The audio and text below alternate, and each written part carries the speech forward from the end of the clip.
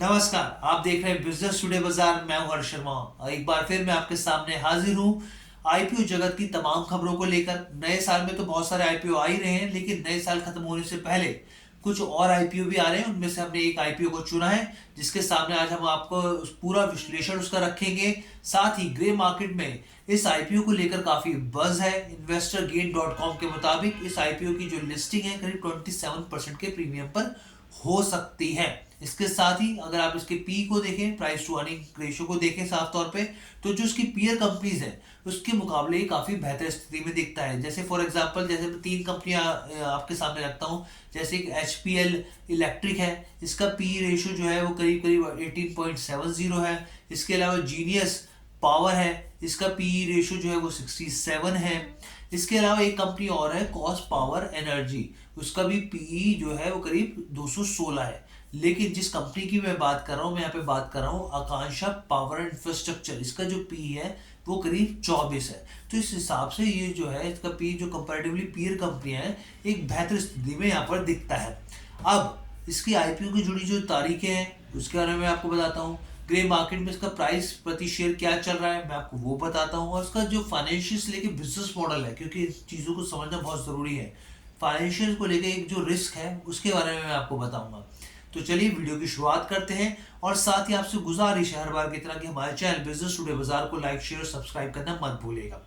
अब देखिए, सबसे पहले आईपीओ डेट पे चर्चा कर लेते हैं। सबसे इंपॉर्टेंट चीज देखिए, 27 दिसंबर को ये आईपीओ आ रहा है और 29 को ये बंद हो जाएगा। प्राइस बैंड की बात की जाए तो 52 से लेके 55 प्रति शेयर प्राइस बैंड तय किया गया। अपर बैंड 55 हो गया, तो उस हिसाब से इसका जो प्रति शेयर के हिसाब से प्राइस बैंड तय किया गया है। लॉट साइज कितने, एक लॉट में कितने होंगे, क्योंकि ये एसएमई आईपीओ है तो करीब 2000 यहाँ पर शेयर्स एक तय सीमा की गई है। यहाँ पर इशू साइज की बात की जाए तो 27 करोड़ इशू साइज है, और रिटेल के लिए करीब 35% की हिस्सेदारी यहाँ पर तय की गई है।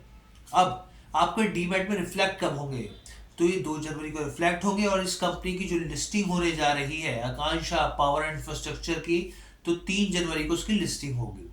अब यहाँ पर प्रमोटर्स की कितनी हिस्सेदारी है और पोस्ट इशू के बाद कितनी होगी, तो ये भी जान लेते हैं। देखिए, प्री इशू से पहले जो है वो करीब 83% हिस्सेदारी है, और पोस्ट के बाद, पोस्ट इशू के बाद करीब 60% हिस्सेदारी रह जाएगी, घट जाएगी यहाँ पर।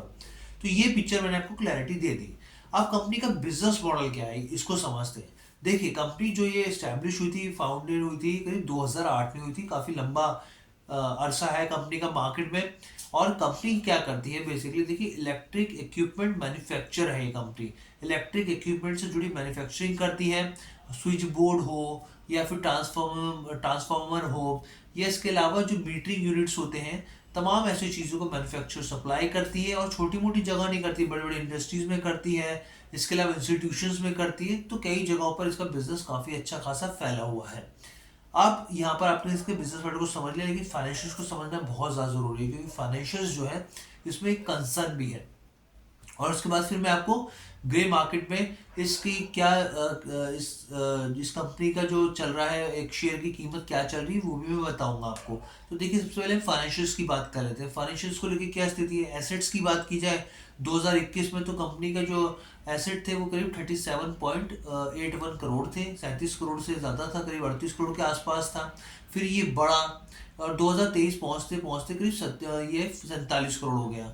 उसके बाद जून क्वार्टर की बात की जाए तो ये 55 करोड़ हो गया। यानी एसेट के हिसाब से देखा जाए तो स्थिति काफी बेहतर दिखती है यहाँ पे। अब कंसर्न कहाँ है, कंसर्न है रेवेन्यू में। जी हाँ, रेवेन्यू को अगर आप गौर करें तो 2021 में जो रेवेन्यू था वो 74 करोड़ था। रेवेन्यू 74 करोड़ था 2021 में। 2022 वित्त वर्ष आते आते घट गया, ये 52 करोड़ रह गया। और वित्त वर्ष 2023 आते आते और कम हो गया, 46 करोड़ हो गया। यानी 10% का साफ तौर पर गिरावट देखने को मिल रही है रेवेन्यू में। तो रेवेन्यू को लेके कंसर्न है। प्रॉफिट आफ्टर टैक्स की बात की जाए, जिसको आप इनकम भी मानते हैं, तो प्रॉफिट आफ्टर टैक्स में काफी अच्छी बढ़ोतरी वित्त वर्ष 2022 से 23 का कंपैरिजन किया जाए तो 20% का उछाल यहाँ पे देखने को मिल रहा है। अब इसके अलावा कौन सी चीज है, बोरोइंग की बात की जाए तो कंपनी की जो बोरोइंग थी 8.9 करोड़ थी वित्त वर्ष 2021 में, और अब करीब 17.5 करोड़ है 2023 में। तो ये स्थिति मैंने आपको साफ कर दी। एसेट्स बता दिए, रेवेन्यू बता दिया आपको, पीई बता दिए, पीई 24 था, पीयर कंपनीज के बारे में बताया मैंने आपको, प्रॉफिट आफ्टर टैक्स के बारे में बताया आपको, और आरओई की बात की जाए तो वो करीब 18% है। अब ये स्थिति एकदम साफ हो गई। अब ग्रे मार्केट में क्या चल रहा है मैं आपको वो स्थिति बताता हूँ। तो ग्रे मार्केट में देखिए इसका जो प्राइस बैंड है वो 55 है अपर की बात की जाए तो, और जो ग्रे मार्केट में जो चल रहा है वो 70 रुपये प्रति शेयर चल रहा है। और मैंने आपको बताया investorgate.com के मुताबिक इसकी जो लिस्टिंग है करीब करीब 23% के 23 से लेकर 27% के प्रीमियम पर यहाँ पर हो सकती है। तो ये अच्छा खासा मुनाफा यहाँ पे देखने को मिल सकता है निवेशकों को। तो कैसी लगी आपको वीडियो आप हमें जरूर बताइएगा कमेंट करके। बिजनेस टुडे बाजार के साथ आपको जुड़ने के लिए बहुत बहुत धन्यवाद, और हर बार की तरह गुजारिश है कि हमारे चैनल बिजनेस टुडे बाजार को लाइक कीजिए, शेयर कीजिए, और आईपीओ से जुड़ी तमाम खबरों को देखने के लिए आपका सबसे पहला प्लेटफॉर्म बिजनेस टुडे बाजार ही होना चाहिए। बहुत बहुत धन्यवाद।